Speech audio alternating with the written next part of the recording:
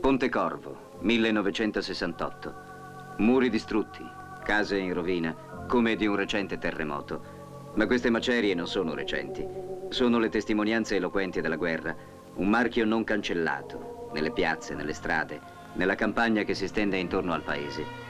La guerra, qui come altrove, è il male, la violenza esercitata nei confronti di chi non la condivide. Nella mentalità popolare delle classi contadine del mezzogiorno italiano, il male si identifica tuttora con il diavolo.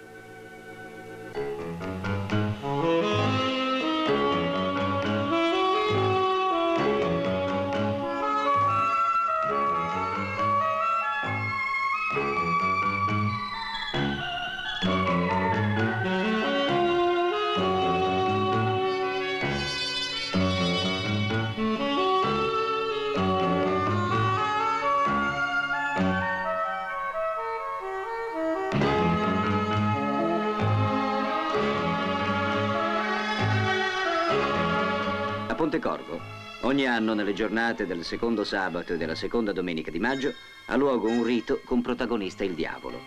Il simulacro del maligno in cartapesta ripete l'effigie del diavolo, attore di una leggenda locale. Nel corso del XII secolo, un povero contadino, un certo Camele, anche lui rappresentato qui da un fantoccio, vide sulla sponda opposta del fiume Liri un uomo che gli offriva una preziosa tazza. L'uomo incominciò ad attraversare il fiume in piena. Mentre stava per essere travolto dalla corrente, apparve San Giovanni, che dopo averlo salvato si rivolse all'uomo con la tazza, maledicendolo.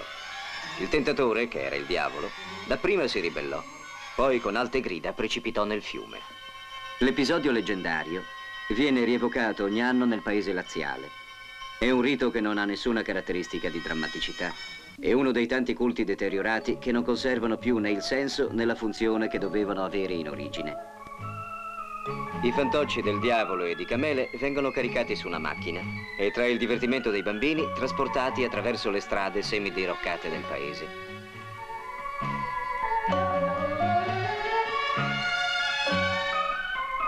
Il clima dell'antica leggenda cristiana, inserita su un rituale di eliminazione e di purificazione di origine remota, rivive nel tragitto attraverso i campi fino al fiume Liri, dove non ci sono più case né rovine.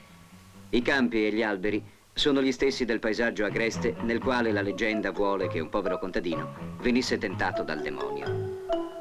Qui, a un povero, fu fatta intravedere la possibilità di divenire ricco mediante la simbolica tazza. Ma la possibilità di diventare ricco non era ritenuto un fatto naturale per un povero e San Giovanni gli salvò l'anima. Poi lo punì facendolo precipitare nel fiume. Abbandonato il diavolo in vicinanza del fiume, i suoi accompagnatori tornano in paese per partecipare ai festeggiamenti in onore di San Giovanni. E questa è una delle tante feste che ricorrono in Italia nel corso dell'anno, un'occasione di svago e di divertimento, un'illusione di vivere in un mondo diverso da quello di ogni giorno.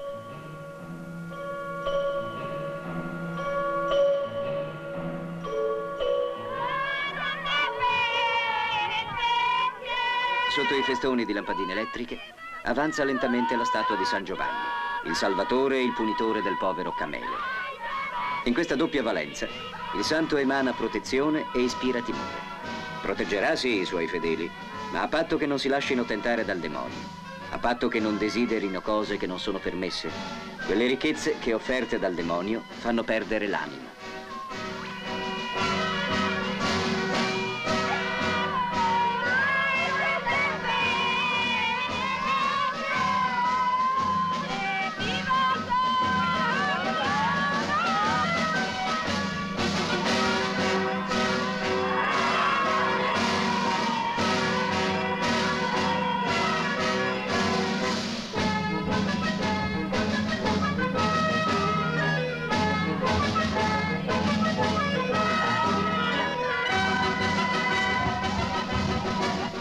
La mattina della domenica, all'alba, gli abitanti di Pontecorvo e la statua di San Giovanni percorrono lentamente la strada che porta al fiume. Avanzano secondo un uso molto diffuso nel Medioevo, a piedi scalzi, con grandi candele in mano. È un atteggiamento di penitenza, un volersi fare perdonare i peccati, una promessa di umiltà e di sottomissione ancora molto diffusa nel Lazio. Secondo i modelli di comportamento tramandati nel corso dei secoli, ripetono gesti ed atteggiamenti che contrastano con i gesti e gli atteggiamenti quotidiani.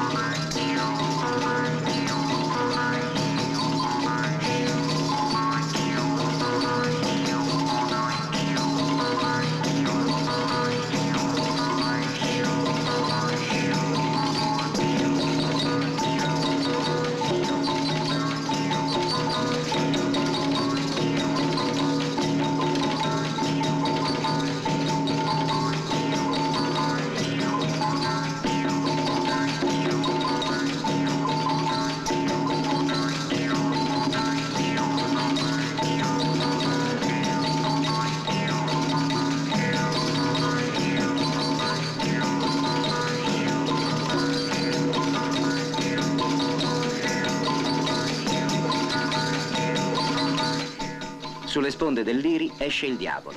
San Giovanni ripete simbolicamente il suo miracolo. Il diavolo viene eliminato, gettato nel fiume.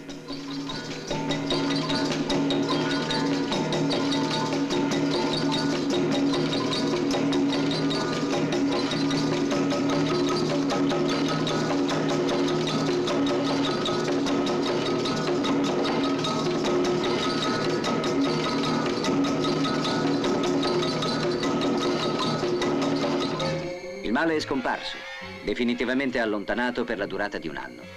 Il male che si accumulerà successivamente sarà eliminato il prossimo anno. Così da secoli e secoli. Nella comunità resta soltanto il bene, San Giovanni. E le persone strette attorno a lui, seguendo un'usanza assai diffusa nel mondo, gettano pietre sui fantocci.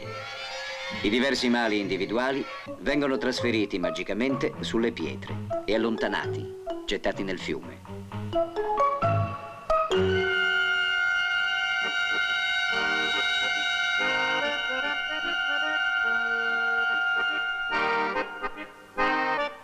Consumato il rito, la festa assume l'aspetto di una scampagnata.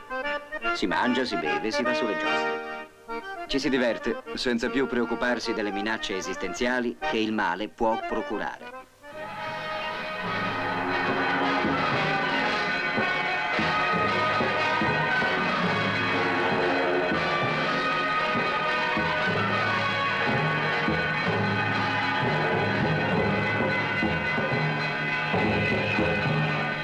Poi il ritorno, a piedi scalzi, tra i campi e le canne.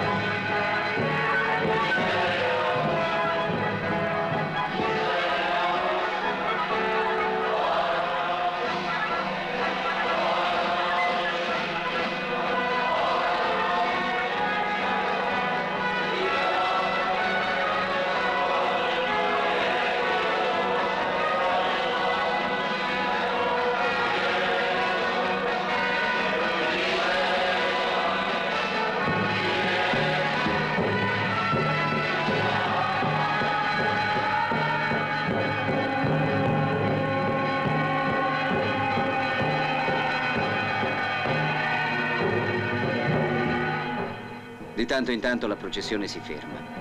I partecipanti si ristorano bevendo qualcosa.